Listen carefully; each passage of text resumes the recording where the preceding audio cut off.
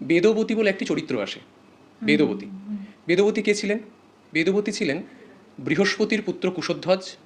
তো বাল্মীকি রামায়ণে পাওয়া যাচ্ছে কুশধ্বজ যিনি বৃহস্পতির পুত্র, তার বাংময়ী কন্যা ছিলেন বেদবতী। বাংময়ী মানে কি?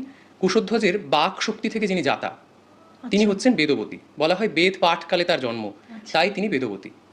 তো বেদবতী যখন যৌবন প্রাপ্ত হলেন, তখন তার পিতা বললেন যে তুমি সাক্ষাৎ লক্ষ্মী অংশ সম্ভূতা, তুমি যাও, তুমি নিজের পতি প্রাপ্তির জন্য, মানে স্বামীকে পাওয়ার জন্য ভগবান বিষ্ণুর উপাসনা করো।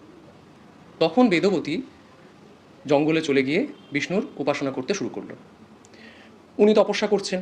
সেই সময় রাবণ তখন তার নিজের শক্তির অহংকারে মত্ত হয়ে পুষ্পক বিমানে করে চারদিক ভ্রমণ করো। তুমি কেন বিষ্ণুর উপাসনা করছো?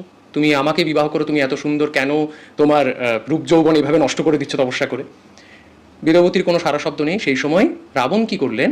তার চুল ধরে টানলেন, এবং ওখানে শ্লোক রয়েছে যে তুমি যেহেতু আমাকে ধর্ষণ করলে, শ্লোকটি আমরা পাই ধর্ষিতা চায়ম ত্বয়া পাপাত্মনা বনে, এরকম রামায়ণের শ্লোক লেখা রয়েছে। ধর্ষণ শব্দটা তখন থেকে একদম ওই কে